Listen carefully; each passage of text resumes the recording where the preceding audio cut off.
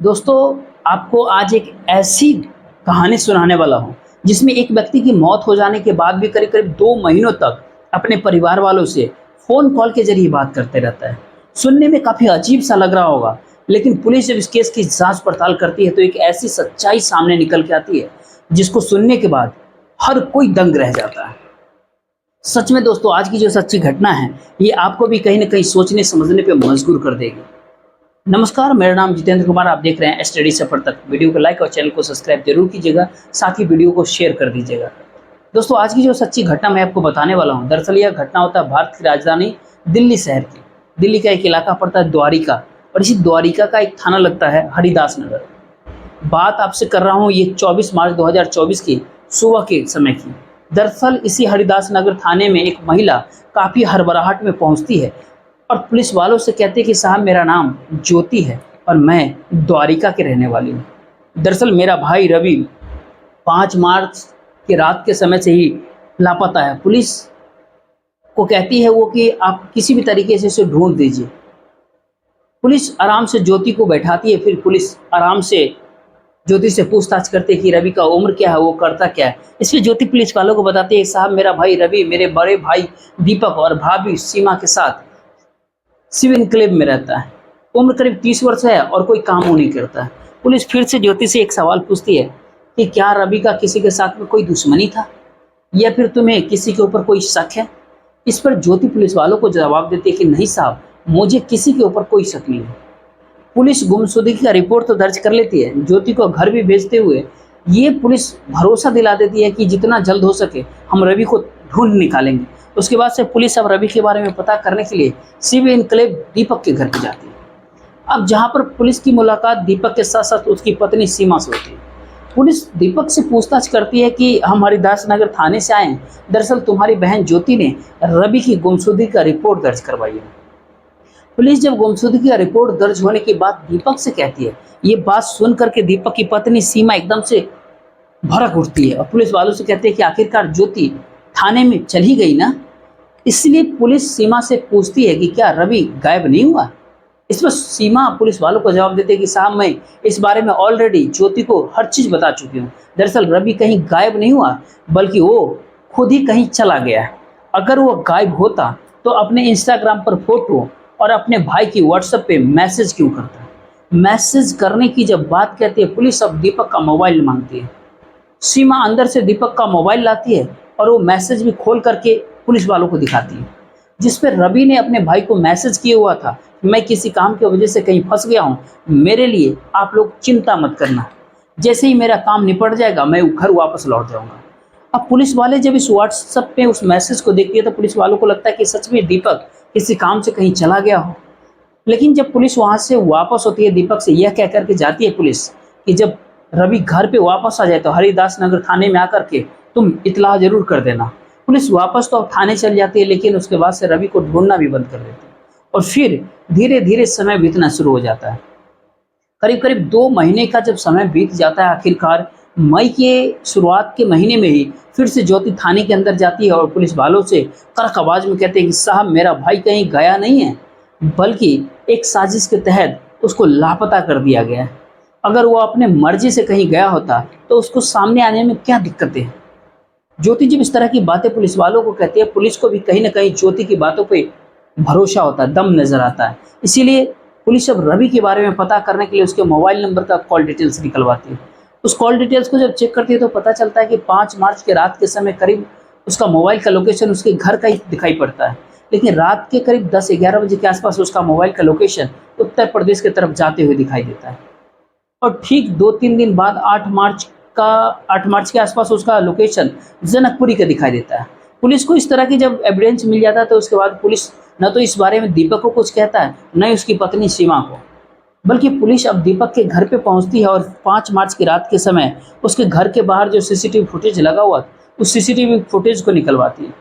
CCTV footage को जब check करती है तो उस सीसीटीवी फुटेज के अंदर रात के समय 8 बजे के आसपास रवि अपने भाई की कार में वहां से जाते हुए दिखाई पड़ता है, लेकिन वो कार दीपक नहीं चला रहा था, बल्कि कोई दूसरा एक व्यक्ति चला रहा था, जिसको देख करके पुलिस भी नहीं पहचान पाती। अब पुलिस उस व्यक्ति के बारे में अभी दीपक से पूछताछ नहीं करती है, बल्कि अब उत्तर प्रदेश के गाजियाबाद का जो हाईवे होता है, उसके टोल प्लाजा पे जाकर के वहाँ के सीसीटीवी फुटेज को चेक करती है, जिस सीसीटीवी फुटेज में रवि उसी व्यक्ति के साथ दिखाई देता है। पुलिस को जब इस तरह की डिटेल्स मिल जाता है, उसके बाद से पुलिस अब जनकपुरी के अंदर जाती है और जाकर के वहाँ के लोकेशन भी चेक करती है, लेकिन वहाँ पर पुलिस के हाथ कुछ भी नहीं लगता है। इसीलिए पुलिस अब सच्चाई पता करने के लिए दीपक के साथ साथ उसकी पत्नी का भी मोबाइल नंबर का कॉल डिटेल्स निकलवाती है। अब कॉल डिटेल्स को जब चेक करती है तो दीपक के डिटेल्स में तो पुलिस को कुछ भी नहीं मिलता है, लेकिन पुलिस जब सीमा के मोबाइल नंबर का कॉल डिटेल्स चेक करती है तो पता चलता है कि उसमें एक ऐसा संदिग्ध नंबर होता है जिस पर सीमा पिछले कई महीनों से लगातार बातचीत कर रही थी। अब पुलिस जब उस नंबर का कॉल डिटेल्स निकलवाती है तो पता चलता है कि वो नंबर किसी नीरज सहरावत के नाम पर रजिस्टर्ड होता है। दरअसल नीरज जो कि जनकपुरी का ही रहने वाला होता है। पुलिस को जब इस तरह की बातें पता चलती है तो कि नीरज जनकपुरी का रहने वाला है, अब पुलिस इसी डिटेल्स को आधार बना करके नीरज के साथ साथ दीपक की पत्नी सीमा को भी हिरासत में ले लेती है और फिर इन दोनों से रवि के बारे में कड़ी से पूछताछ करती है। पहले तो ये दोनों इधर उधर की काफ़ी बातें करते हैं, लेकिन पुलिस जब अपनी सख्ती दबाव दिखाना शुरू करती है तो आखिरकार सीमा मजबूर होकर अपनी पूरी सच्चाई को कबूल कर लेती है और पुलिस वालों को कहती है कि साहब रवि अब इस दुनिया में नहीं है। लेकिन सीमा जब हत्या की पूरी कहानी बताती है तो सच में इसको सुनने के बाद खुद उसके पति दीपक को भी अपने कानों पर भरोसा ही नहीं होता है। दरअसल सीमा और नीरज के बीच पिछले कई महीनों से अवैध संबंध चल रहा था। दरअसल दोनों एक दूसरे के इतने करीब थे कि शादी करने का फैसला भी कर रहे थे, लेकिन नीरज और सीमा के बीच में जब प्रेम प्रसंग शुरू होता है, इस बात की भनक उसके पति दीपक को कभी भी नहीं पता चलता है। लेकिन नीरज अक्सर सीमा से मुलाकात करने के लिए उसके घर पे ही आता था, लेकिन तभी उसके घर पे जाता जब दीपक घर पे नहीं होता था। इधर सीमा का देवर रवि जो कि कोई काम धंधा नहीं करता है, इसीलिए दिन भर घर पे ही पड़ा रहता है। नीरज जब भी सीमा से मुलाकात करने के लिए उसके घर में आता है और सीमा से जब वो बातचीत करता है, उसको देख करके रवि को अच्छा नहीं लगता है, जिसकी वजह से सीमा और नीरज को एक दूसरे से मुलाकात करने में काफ़ी दिक्कतें होती हैं। लेकिन हद तो तब पार हो जाती है जब एक दिन रवि अपनी कुछ पैतृक जमीनें करीब करीब 18 लाख रुपए में बेच देता है और 18 लाख रुपए में वो पैतृक जमीन बेचने के बाद उसमें से एक फूटी कौड़ी भी सीमा को नहीं देता है। और हालांकि सीमा रवि से कई बार पैसा मांगती है, रवि जब उसको पैसा देने से ही इनकार कर देता है, सीमा इस प्रकार से गुस्से में आ जाती है कि रवि को हमेशा हमेशा के लिए इस दुनिया से हटाने का तय कर लेती है। और जब इस बारे में अपने प्रेमी उससे जब बातचीत करती है तो नीरज भी उसका साथ देने के लिए तैयार हो जाता है। उसके बाद से नीरज जाकर के अपने दोस्त सतीश दहिया से मुलाकात करता है और उससे उससे एक पिस्टल मांगता है। सतीश जो सीमा का ही गांव का रहने वाला होता है, नीरज सतीश से जब बंदूक मांगता है, सतीश के पास भी वो पिस्टल नहीं होता है, लेकिन नीरज को देने का वादा कर लेता है। दरअसल उसके बाद से अब सतीश जाकर के अपने दोस्त अभिनव मलिक से मुलाकात करता है और उससे एक पिस्टल लेके आता है और अभिनव जो कि गाजियाबाद का रहने वाला होता है। अब सतीश को जब वो पिस्टल मिल जाता है, वो पिस्टल ला करके नीरज को दे देता है। नीरज को जब वो पिस्टल मिल जाता है, उसके बाद से नीरज और सीमा दोनों मिलकर के एक प्लान तैयार करते हैं और इसी प्लान के तहत रवि को हमेशा हमेशा के लिए इस दुनिया से हटाने का प्लान तय कर लेते हैं। और दरअसल इसी प्लान के अंतर्गत 5 मार्च के दिन शाम के समय नीरज सीमा के घर आ जाता है। इससे पहले नीरज सीमा के घर पहुंच पाता, सीमा अपने देवर से मीठी मीठी बातें करके उसे हरिद्वार के अंदर गंगा नहाने जाने के लिए तैयार कर देती है।